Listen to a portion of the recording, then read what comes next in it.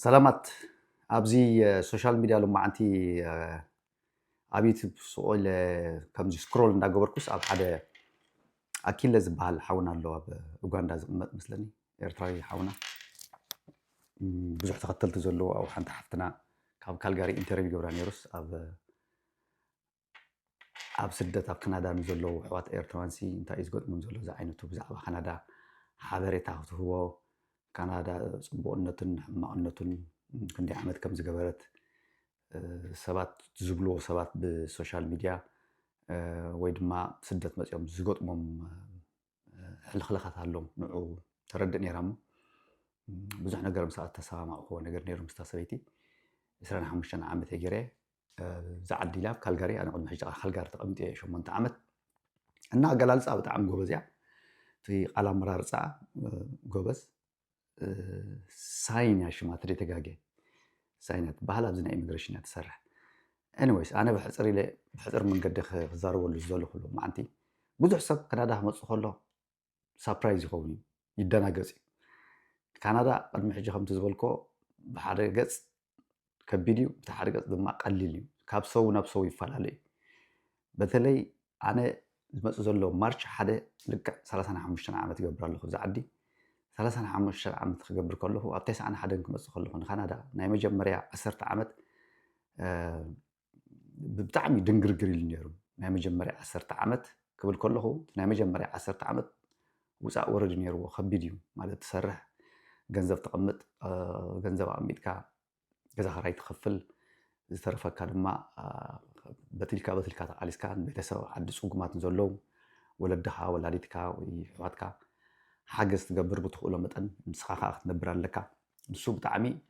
ኣደናጊፅ ነይሩ ንዓይ ብዙሓት ሰባት የደናግፅ እዩ ሓደ ኩላህና ክንኩሕዶ ዘይንኽእል ካናዳ ምስ መፀና እቲ ከቢድ ዝገብሮ እዚ ናይ ማዘር ኔቸር እዩ ናይ ተፈጥሮ ወይዘር ንብሎ ዊንተር ብዙሕ ሰብ እዩ ዘማራ ኣብ ዝዓዲ እንዲያውም ኣብ ሓደ ዝኾነ መፅናዕቲ ዝረኣኽዎ ሲ እንታይ እዮም ዝብሉ ካናዳ ኢሚግሬሽን ሕጂ ክንደይ ከም ዘምፅኡ ዘለዉ ብዓመት ኣይፈልጥን ናብ 500,000 የምፅኡ ነይሮም በብዓመቱ ትብል ነይራ ሓፍትና ሳይንት ባህል ኣብቲ ኢንተርቪው ተኣነ ዝነበርክዎ ግዜታት ግን 250,000 ሰባት ይኣትዉ ናብ ዝዓዲ ክንድኡ ድማ 250,000 ሰብ ከዓ እንደገና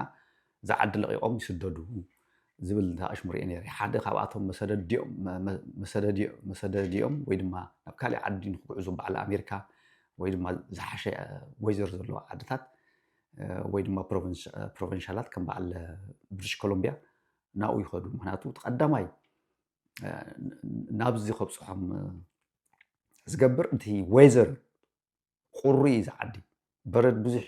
ዝወርድ ሰብ ካብ ስራሕ ናብ ገዛ ካብ ገዛ ናብ ስራሕ ተን ዘለዎ ትርፊ ሰዓታቱ ድማ ኣብታ ገዝኡ ቴሌቪዥን ድኽርኢ ካሊእ ክገብር ወይ ሰውነቱ ክዓርፍ ከምኣ እዩ ዝውዳእ እና ፅምዋ ኣሎ ዝዓዲ እቲ ወይዘር ከዓ እቲ ዝኸበደ እዩ ስለዚ ኣንሕና ክንመፅእ ከለና ናይ መጀመርያ 10 ዓመት ከቢድ ዝገበሮ እንታይ እዩ ከምቲ ዝበልክዎም እዩ መጀመርያ ክንመፅእ ከለና ናብዚ ዓዲ በተለይቶም ትግርኛ ተዛረብቲ ሪጋርድለስ ኤርትራውያን ኢትዮጵያን ክንመፅእ ከለና ዝኾነ ዓይነት ፕሮፌሽን ሒዝና ይኮንና ንመፅእ ብዜሮ ኢና ናይ ባዕለይ ክዛረብ ከለኹ ኣነ ክመፅእ ከለኹ ናብዚ ዓዲ ምንም ኣፍልጦ ኣይነበረኒ ታሻዓይ ክፍሊ ዓደ ገዲፈዮ ካብ ታሻዓይ ክፍሊ 10ይ ክፍሊ ምስ ሓለፍኩ 3 ወርሒ ተማሂረ እየ ንስደት ሃፂለ ወፅየ ብ1988 ናይ ሎሚ 38 ዓመት ክኸውን ደልዩ ማለት እዩ 2 ዓመት ኣብ ዓጥልያን ተቐሚጠ ወዲ 16 ዓመት ኮይነ ወፅየ ቤተሰብ የለ ገለ የለ ብጣዕሚ ከቢድ ይገብሮ ነይሩ ግን ኩሉ ግዜ ሰብ ካብ ሰብ ክፈላለ ይኽእል እዩ ኣነ ሕጂ ሓደ ነገር ናተይ ፅቡቕ ዝነበረ ናተይ ብተፈጥሮ ክሪኦ ከለኹ ወይ ድማ ናተይ ባህርያት ዝኾነ ነገር ክሽገር ከለኹ ዋላ እቲ ዘለኽዎ ኩነታት ዓውፅወፅ ከብለኒ ይኽእል እዩ ግን ፅባሕ ንጎ ሕይሽ ወይ ፅባሕ ካብ ሎሚ ሕይሽ ዝብል ኩሉ ግዜ ከም ባህሊ ወይ ድማ ከም ተፈጥሮ ሒዞ ዝተጓዓዝኮ ነገር ኣሎ ሰብ ካብ ሰብ ክፈላለ ይኽእል እዩ ኣነ ዝፈልጦ ሓደ ዓርክና ነይሩ ኣብቲ ኣነ ዝነብሮ ኣፓርትመንት ካብ ላዕሊ ካብ 14 ፍሎር ተፈፅፊፁ ዝሞተ ኣሎ ኣዕሉ ፀቢብዎ ካናዳ ዝበሃል ዓዲ ክሰማምዖ ይከኣለ ካብ ግሪክ ይመፅእ ነይሩ መንእሰይ እዩ ተስፋ ቆሪፁ ናይ ኣእምሮ ፀገም ገይሩ ማለት እዩ ኩሉ ሰብ ሓደ ክኾን ኣይክእልን ስለዚ ተሓፍትና ክትዛረብ ከላ ሰብ ከፊእዎ ዘሎ ኣብዚ ኮቪድ 19 ካብ ዝመፀሉ ግዜ ኣብ 2020 ናይ ሎሚ 6 ዓመት ቅድሚኡ ዝነበረ ካናዳ ዝሓሸ ካናዳ እዩ ነይሩ ኢኮኖሚካሊ ወላ ዕዳጋ ኸይድካ ሾፒንግ ብ100 ቅርሺ 1 2 3 4 ባግ መሊእኻ ትመፃሉ ምሳኻ ቁርስኻ ንድራርካ እኽሊ ሒዝካ ተኣቱ ነርካ ሕጂ ብሰዓት እዚ ግን ሓንቲ ባግ 100 ቅርሺ 150 ሾፒንግ ብጣዕሚ እዩ ክቡር ገዛ ክራይ ብጣዕሚ እዩ ክቡር መኪና ክትገዝእ ብጣዕሚ እዩ ክቡር ናቱ ካብ ኮበድ ኒው ዝመፀ እዩ ቅድሚኡ ዝነበረ ካናዳ ናይ ቅድሚኡ ዝነበረ ቅድሚ 6 ዓመት ዝነበረ 20 ዓመታት ኒው ክንከይድ ከለና ወይ 15 ዓመት ዝሓሸ ነይሩ ሰብ ክመፅእ ከሎ ኦኬ በባዕቅሚ እዩ ስራሕ ክሰርሕ ዝኽእል በተለይ ከማና ዓይነት ሰባት ትምህርቲ ስለ ዘየለ ምፅእ ኢሉ ካናዳ መቸም ፅቡቅ ስራሕ ክሰርሕ ኢሉ ክሓስብ ኣይግብኦን እዩ ኣይግብኦን እዩ ክኸውን እውን ኣይከኣልን ምፅእ ኢልካ ንስኻ ሽንቲ ቤት ኢኻ ክፀርግ ምፅእ ኢልካ ንስኻ ሬስቶራንት ዝረኸብካ ኢኻ ትሰርሕ ኣንሕና ታክሲ ክንዘውር ከለና ዶክተራት ነይሮም ታክሲ ክንዝውር ከለና ቀዳማይ ዲግሪ ዝነበሮም ዓዶም ተማሂሮም ዝመፁ ካብ ሱዳን በሎም ካብ ካሊእ ዓዲ በሎም ካብ ሂንዲ በሎም ነይሮም ንሳቶም እውን ኣማራፅ ስለ ዘይብሎም ናብቲ ባህልን ናብቲ ናይ ስራሕ ምስጢራትን ክሳዕ ዝፈልጥዎ ናይ ስራሕ ምስጢራትን ክሳዕ ዝፈልጥዎ ዝተረኸበ ነገር ስራሕ ሰሪሖም ክኣትውሎም ደቆም ክዕብዩ ንባዕሎም ክኾኑ ቤተሰቦም ክኾኑ ኣማራፅ የለን ስለዚ ገብርዎ ነይሮም ማለት እዩ ንሕና እውን ከምኡ ኣነ ሕጂ ሃይስኩል ኣብዘ የወድእ ሃይስኩል ኣብዘ ክውድእ ከለኹ ግን ትምህርቲ እናተምሃርኩ 12 ሰዓት ታክሲ እንዳዘወርኩ ዕለታዊ እንጀራይ ይእክብ ነይረ ንእሽተይ ክተርፈኒ ከላ ንቤተሰብ ዝሰድድ ነይረ እና ቀሊል ኣይኹን ስደት ቀሊል ጌርና እንድሕር ንሓስቦ ኮይና ዝኸትካዮ ዓዲ ከይድ ከለኻ ናይ ባህሊ ወይ ድማ ናይቲ ዓዲ ስለምናበሮ ስለዘይትፈልጡ ኣብኡ ስለዘይተወለድካ ከቢድ ይገብሮ ደቅና ሕጂ ቀሊል እዩ ዝተወልዱ ደቅና ንሳቶም ምዚ ሓመድን ምዚ ባህልን ምዚ ቋንቋን ምዚ ኣየርን ዝዓብዩ ዘለዎ እዮም ስለዚ ንዓኦም ከሸግሮም ኣይኽእልን እንቶም ካብ ዓዲ ንመፅእ ሓበሻ ግን ብጣዕሚ ኢና ንሽገር ከቢድ እዩ ሕጂ ከዓ እቲ ዝኸፍአ ሽግር ዝገብሮ ዘሎ ሰባት ከንፀርፅሩ ዝሰምዖም ዘለኹ ኣነ ብሰሸም ካናዳ ሕማቅ ዓዲ እዩ ከስርሑና እዮም ናብዛ ዓዲ ምፅኦምና እንታይ ደኣ ክገብርካ ናብዛ ዓዲ ከምፅኻ ከለዉ እኮ ንስኻ ክሰርሓሎም እሶም ክሰርሕዎ ዘይኽእሉ ብዙሕ ኣረጊት ስለ ዘለዎም ብጥሮታ ዝወፅእ ስለ ዘለዎም ሕሙም ስለ ዘለዎም ኣፍኮርስ ሽንቲ ቤት ክፀርግ ኢኻ ገዛ ክተላዕል ኢኻ እንታይ ደኣ ንዓኻ ክትከውን ንሳቶም ዘይኮኑ ንዓኻ ክሰርሑልካ ዘሎም ንሳ ኢኻ ንዕኦም ክሰርሕሎም ዘለካ መጀመርያ መሪፅካ ናይ ባዕልኻ ፍቓድ ኢኻ ካናዳ ትመፅእ ዘለካ ናይ ባዕልኻ ፍቓድ ካናዳ ክትመፅእ ከለካ ዝተረኸበ ዓይነት ስራሕ ሰሪሕካ ኢኻ ክትኣቱ ክትቃለስ ዘለካ እቲ ከቢድ ዝገብሮ ብዛ ዓዲ ወይዘር እዩ ወይዘሮ ብጣዕሚ ከቢድ እዩ እቲ ወይዘር ከዓ ምንም ክትገብሮ ይትኽእል ኢኻ ናይ ተፈጥሮ ነገር ስለዝኾነ ናይ ግድን ኢኻ ነቲ ወይዘርቲ ተቐቢልካ ክትቃለስ ኣለካ እንተዘይኮነ ግን እዚኣ እንድሕ ዘይጠዓመትካ ርእስኻ ካብ ተሓምም ብጭንቀት ባዕልኻ መስመርካ ካብ ትስሕት ካብታ ዝመፃኻዮ ዓዲ ናብኣ መኻድያ ኣነ ብባዕለይ ክዛረብ ከለኹ ግን ካናዳ ኣብ ዝረኣኽዎ ዓዲ ኣብ 4 ፕሮቪንስ እየ ተቐሚጠ መጀመርያ ኦንታሪዮ ዝበሃል ኣብ በዓል ኦቶዋ 11 ዓመት ተቐሚጠ ኣለኹ ካብኡ እንደገና ቀይረ ናብ ኒው ብራንዝዊክ ዝበሃል ፍሬደሪክተን ኣብኡ 8 ዓመት ተቐሚጠ ኣለኹ እንደገና ተመሊሰ ንኦንታሪዮ 4 ዓመት ተቐሚጠ ኣለኹ ካብኡ እንደገና ናብ ኣልበርታ ሃጋሪ ዝበሃል 8 ዓመት ተቐሚጠ ኣለኹ ካብኡ ነቒለ እንደገና ከዓ መፅአ ናብ ኩቤክ ፍሬንች ስፒኪንግ 4 ዓመት ተቐሚጠ ኣለኹ ስለዚ እቲ ተመክሮ ንዓይ ብጣዕሚ ዓብይን ወይ ብሉፅ ትምህርትን ኢለ እየ ዝሓስቦ ብንእስነተይ መፅአ ሕጂ ዘለኹ ኩነታት ከመይ ኣለካ እንተትብልኒ ብጣዕሚ ፅቡቅ ኣለኹ እዚ ዓዲ ፅቡቅነት ዝገብሮ እንድሕር ክሰርሕ ክኢልካ እንድሕር ክትመሃር ክኢልካ እንድሕር ፋሕተርተር ኢልካ በተለይ ነቶም ትውዕሎም ሰባት እቶም ትረኽቦም ሰባት እቶም መሓዙ ትገብሮም ሰባት ካብኻ ዝሓሹ ኮኔክሽን ዘለዎም ፍልጠት ዘለዎም እንተኮይኖም ብቐሊሉ ናብ ስራሕ ክትኣቱን ብቐሊሉን ኢንቴግሬት ክትገብር ትኽእል ኢኻ ንስኻ ግን ምፅእ ኢልካ ፈርስት ኦፍ ኦል ንሕና ብፖለቲካን ብዓድን ብገለን ሒዝናዮ ዝመጣና ሕማም ኣሎ ካብ ዓድና እቲ ሕማም እቲ ከዓ ናብዚ ኤክስፖርት ስለ ዝገበርናዮ ክንመፅእ ከለና ተጎጃጅልና ብዓዲ ብወዲ ዓዲ ብፖለቲካ እምነት ስለ ንኸይድ ከም ኮሚኒቲ ጠንካራ ኮሚኒቲ ክነጠናኽር ወይ ድማ ክንእከብ ከም ሕብረተሰብ ኣይገበርናን እቶም ፍልጠት ዘሎም እቶም ፍልጠት ዘይብሎም ኣብ ሓደ ክትእከብ ከለካ ሓቢርካ ክትሰርሕ ከለካ ዝሓየለን ዝዓበየን ወይ ስፍሕ ዝበለ ሓሳብን ክተምፅእ ትኽእል ኢኻ ከም ኮሚኒቲ ንሕና ግን አንፎርቹነትሊ ስለዘይተዓደልና ኣብቲ ፖለቲካ ፎከስ ስለንገብር ብድሕሪና ንዝመፅእ ሰብ መንፀፍ ኣንፂፍናሉ ክመፅእ ከሎ በዚ ትኸድካ እዩ ዝሓይሽ ኣብዚ ኸድካ ኣፕላይ ተገበርካ እዩ ዝሓይሽ ሬዚሜ ከምዚ እዩ ዝፅሓፍ እንዳተባሃለ ሓገዝ ክግበር ንውልቀ ሰባት ዕድላት እንዳሃለወ ነዚ ዕድላት እዚ በታቲናዮ ስኢልና ብውልቀ ንነብር ኣነ ብውልቀ 35 ዓመት ነይረ ብውልቀ ክነብር ከለኹ ግን ናይ ባዕለ ውልቃዊ ዝኾነ ቃልሲ እየ ዘካይድ ነይረ ዝኩሉ ዝቃልሲ ካይደ ናይ መጀመርያ 10 ዓመት ከም ዝበልኩም ደንገርገር ኢሉ ነይሩ ካብኡ ዘሎ ዓመታት 20 ዓመት 25 ዓመት ግን ሕጂ ዘለኹ ኩነታት ነቲ ፀገምቲ ሕጂ ኮይኑ ክሪኦ ከለኹ ሽዑ መሪር ክኸውን ይኽእል እዩ ሕጂ ግን ኮይኑ ክሓስቦ ከለኹ ቀሊል እዩ እንኳዕ እሱ ሓለፍኩ ንሱ ዘይተሓልፍ ነይሩ ዘለኹ እዚ ክበፅሕ ይምትኽኣልኩን ካልኣይ ነገር ናብዚ ስደት ክትመፁ ከለኹም ኣትሊስት እቲ ቋንቋ ተማሃርዎ ናይቲ ዓዲ ኩነታት ኣየሩ ፀባይ ሰብ እንታይ እዩ ዝገብር እንታይ እዩ ዝሰርሕ ንሱ ሪሰርች ጌርኩም ምፁ ንሕና ፀገም ሰብ እንታይ ይመስለካ ኣብቲ ዝነብሩ ዓዲ ቅድሚ ናብዚ ምምፅኡ ሱቕ ኢሉ ኣብኡ ኮፍ ኢሉ ኣብኡ ምፅኣኹ ኩሉ ከርክበሉ ኢሉ ቋንቋ ይመሃር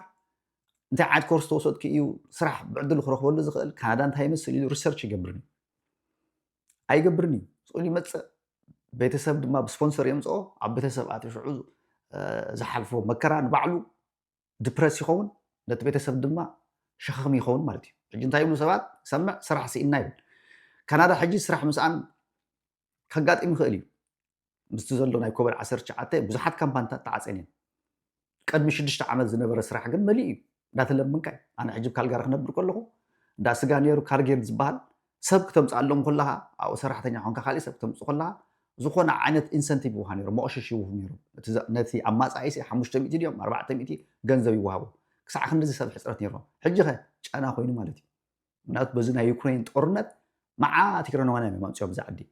40,000 ምናምን ዝኾኑ 50,000 ዝኾኑ ቁፅሪ ክጋገ ይኽእል ኣብ ካልጋሪ ብዙሕ እዮም መምፅኦም እዞም ሰባት እዚኣቶም ክመፁ ከለዉ መጀመርያ ቀዳምነት ካባኻ ንላዕሊ እቲ ሓደ ነገር ካብ ክትፈልጦ ዘለካ ንስኻ ናትካ ቆርበት ፀሊም እዩ ቀዳምነት ክህቡ ዝኽእሉ ነቲ ፃዕዳ እዩ ኣነ ሕጂ ዘርአኝነት ኣሎ ኢለ ሓደ መዓልቲ ኣብ ርእሰይ ኣንሰናሲነዮ ወይ ተሰሚዕኒ ኣይፈልጥን ከም ዘሎ ፈሊጠ ግን ብጥንቃቄ ኩሉ ነገር ይኸዶ ነይረ መብዛሕቲ ግዜ ኣነ ዕድመይ ዘሕለፍኩሉ ምስ ፈረንጂ ብምስራሕ እዩ ኣብ ውትድርና ዓለም ስለ ዝነበርኩ ሓበሻ ዝበሃል ነገር ኣይነበረን ትግርኛ ዝዛረቦ የለ እንጀራ ዝበልዖ ነገር የለ እሶም ዝገበርዋ ነገር ናቶም ባህልን ፀባይን ናይ ባዕለይ ባህርያትን ሒዘ እየ ኣትየ ምስኣቶም ግን ብዙሕ ነገር ተማሂረ ካብኡ ዳሕራይ እንደገና ከዓ ከይደ ኮሌጅ 2 ዓመት ብኣውቶ ሜካኒክ ተማሂረ ናይ ባዕለይ ክሰርሕ ጀሚረ ዩኖ ኣብዛ ዓዲ መፂኻ ኮርስ ክትወስድ ትኽእል ኢኻ ሓፀርቲ ኮርሳት ኣለዉ ናይ 6 ወርሒ ናይ 1 ዓመት ናይ 2 ዓመት እቲ ንሓና ሰብ ግን ኣጀማምርኡ ወይ ድማ መሰረቱ ሕማቅ ስለ ዝኾነ ከቢድ ይገብሮ እዚ ዓዲ ዝክመፅእ ከሎ ስለዚ ዘርአኝነት ኣሎ ዶ ኣፍኮርስ ኣሎ ሲስተማቲክ ግን ኣብ ካናዳ ትፈልጦን ኢኻ ሲስተማቲክ እዩ ፌስ ንፌስ ወይ ድማ ገፅ ንገፅ ከምዚ ፈጢጡ መፅኡ ከምዚ ናይ ኣሜሪካ ኣብ ገፅካ ይኮኑን ዝነግሩኻ ንድሕር ዘይደለኻ ኮይኖም ውሽጣ ውሽጢ እዮም ዝሰርሑልካ ፀገም የብሉን ኣብ ኩሉ ዓለም ይትረፍ ስሳቶም ብቋንቋ ምስኦም ኣይትወሃሃድ ብምስሊ ኣይትማሰል ፍልይ ዝበለ ባህርያት ዘለዎም ሕብረተሰብ ንሕና ባዕልና ትግርኛ ተዛረብቲ ኮይና ብቁሸት ዓዲ ብወዲ ዓዲ ብጎደቦ ክንጃፋዕ ኢና ንውዕል ዘለና ኣብዚ ሶሻል ሚድያ እኮ ንፈልጦ ኢና ስለዚ እሱታት ኣብ ዝኸድካዮ ዓዲ ኣብ ዝኸድካዮ ዓለም እቲ ትነብሮ ዓዲ ናይ ባዕሉ ዝኾነ ናይ ኣፈላላይ ፀገም ኩሉ ክእል እዩ ግን ንሱ ንዓኻ ክግድበካ ይግባእኒ ንስኻ ናይ ባዕልኻ ከቢድ ዝኾነ ቃልሲ ከቢድ ዝኾነ ስራሕ እንተሰሪሕካ መጨረሹ ዘይትዕወተሉ ምክንያት የለን ንህለና ንነብር ኣለና 35 ዓመት ኩሉ ነገር ኣሳኺዕና ደቅና ወሊድና ሓዳርና ፅቡቕ ሰላም እዩ ዝዓዲ ካናዳ ከዓ ካብ ኩሉ ዓድታት ኦኬ ኣፍሪቃ ሓደ ቆልዓ ክዛረብ ሰሚዐ ካናዳ ከቢድ ዓዲ እዩ ሰብ ንካዳ ክስደድ የብሉን ኣፍሪቃ ኮይኑ ይሰርሕ ኣፍኮርስ ኣፍሪቃ ፅቡቅ እዩ ግን ናይ ኣፍሪቃ ዋሕስነት የብሉን ኣብ ደቡብ ሱዳን ከይዶም ኣብ ዓድና ኣትዮም ኣብ ካሊእ ሃገራት ኣፍሪቃ ሃገራት ከይዶም ክንደይ ፀገም ዝወርዶም ሰባት ኣለዉ ኩሉ ዝሰርሕዎ ብሓደ ግዜ ብሓደ መዓልቲ ብሓንቲ ጦርነት ኣብ ደቡብ ሱዳን ዝኸሰሩ መዓት ሓበሻ ንፈልጥ ኤርትራዋን ኢትዮጵያን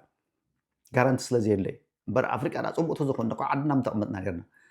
ወይዘሩ ፅቡቅ እዩ ነቲ ሰብ ኢኻ ትመሳሰል ብቐሊሉ ኢንቴግሬት ክትገብር ትኽእል ኢኻ ግን ከ ኩሉ ግዜ ሴኪሪቲ የለን ካናዳ እንተመፂኻ ብዙሕ ነገር ክትቀይረሉ ትኽእል መንገድታት ኣሎ እዩ ግን ፃዕሪ ይሓትት ትዕግስቲ ይሓትት ቃልሲ ይሓትት ትምህርቲ ንክትመሃር ድማ ካብ ሃይስኩል ወዲእኻ ካብ መሃይምነት ኣጥፊእኻ ኮሌጅ ከይድካ ናይ 2 ዓመት ሰርቲፊኬት ዲፕሎማ ሒዝካ ዝሓሽካ ሰብ ክትከውን ከም ትኽእል ግን ኣነ ርግፀኛ እየ ኣነ ስለዝሓለፍኩ ሕጂ ዘለኹ ኩነታት ስለዝሪኦ ዘለኹ ማለት እዩ ስለዚ ናብዚ ዓዲ ዘምፁና ዘሎ ክንሰርሓሎም እንታይ ደኣ ክገብሩካ ክሰርሓሎም እዮም ዘምፅኡካ እምበር ንሶም ድማ ንዓኻ ክሰርሑልካ ንሳቶም እኮ ኣቦታቶም شوعة شومون تتشعت جنريشن دفاع شوم ستيوم زعد زي أقنع مالو زعد زي أقنع مالو نسخة مسيح هذا ما تقنع يزول عدي مقصلتان كله قصلو كسرح له دال كامبر كتماري الكان ممرار صبو انديو ግን 10 ግዜ ድማ ኔጌቲቭ ምዝራብ ንባዕልካ ንርእስካ ንጥዕናኻ ኣይፅቡቕን ወይ ዓዶም ለቂካ ከይድካ ሃብታ ዝመፅሓያ ኣብ እንደገና ሄልካ ትጅምር ብዙሕ ውሽጢ ከይኣትኻ ርእስኻ እንድሕር ትስሕት ኮንካ እንድሕር ብጣዕሚ ተማር ኮንካ ተዘይኮነ ግን ከም ዓለምካ ኮፍ ኢልካ ክትነብር ክትፍትና ኣለካ እዚኣ እየ ዝብላኒ ስለዚ ብኣይ ገፅ ክሪኦ ከለኹ ካናዳ ንዓይ ካልአይቲ ዓድያ ቀዳመይቲ ዓድያ መምፅኤ ይፍሉጥ እዩ أو كنا برسل زي كالكو زعدي أنا ملء المية حليفيو كم سبي تاكسي كفل يسرح يأتي وص ماني حزلن سبيلن أو عملت كل تجي زفاكيشن تخيل حر باجت كم زجور كاي باجت كم زجور كاي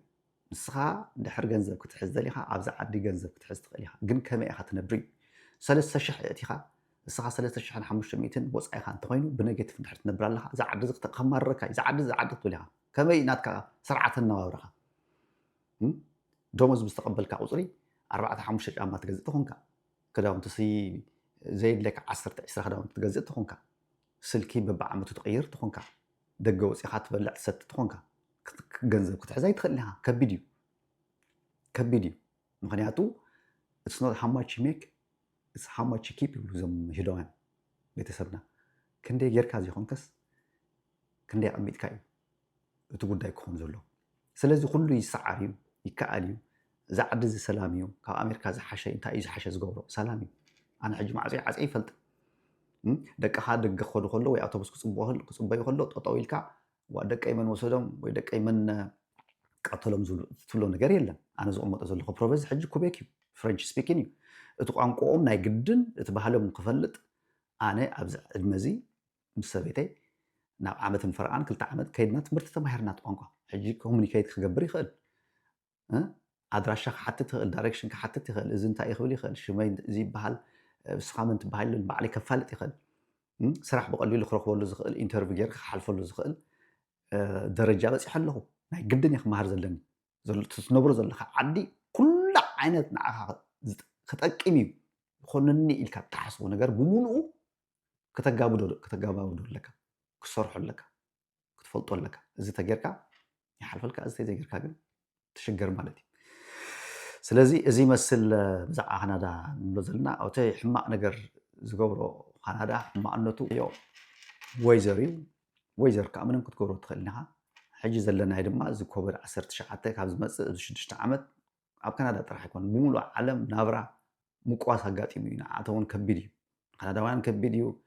انا ايميغرانت كبيديو خالوت هاجرات بعد اوروب زلو بعد امريكا كل نجر واقع وسيخي عالم كم حدش تسريح زلنا زها مزونا كل مكتوب سلازي تمنا اسي دقيق 10 سنه بزعد زخت مصو كلهم قدم ممصاهم ቤተሰብ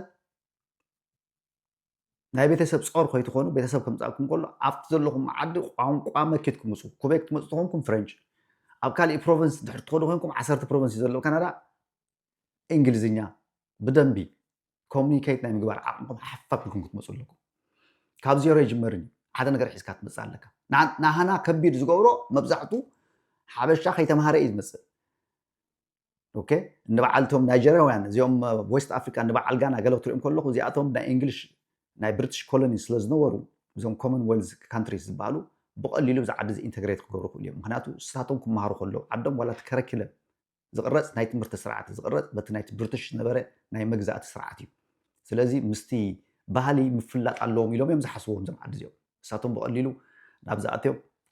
ዓበይቲ ስራሕ ክሰርሑ ክእሉ እዮም በቲ ካሊእ ትምህርቲ ከዓ ብደንቢ ዝተምሃሩ እዮም ማስተርስ ፒኤችዲ ዘለዎም ፕሮፌሰርስ ዓበይቲ ኣነ ዝፈልጦም ሰባት እውን ነይሮም ከምኡ ናይ አይቲ ማናጀር ነይራ ዓርኬ ሰበይቲ ከዓ ከምኡ ኢንጂነር ነይራ ብጣዕሚ ፅቡቅ ሂወት እዮም ዝነብሩ ምክንያቱ ትምህርቲ መሰረት ሒዞም መፅኦም ዓዲ እንግሊዝም ተማሂሮም ኣሜሪካም ተማሂሮም ካናዳ ክመፁ ከሎ ብቐሊሉ ክሰርሕዎ ዝኽእሉ ካምፓኒ ክቆፅሮም ክኢሉ ምክንያቱ ምስ ዓቕሞም እዮም መፅኦም ንሕና ዓቕሚ ይብልና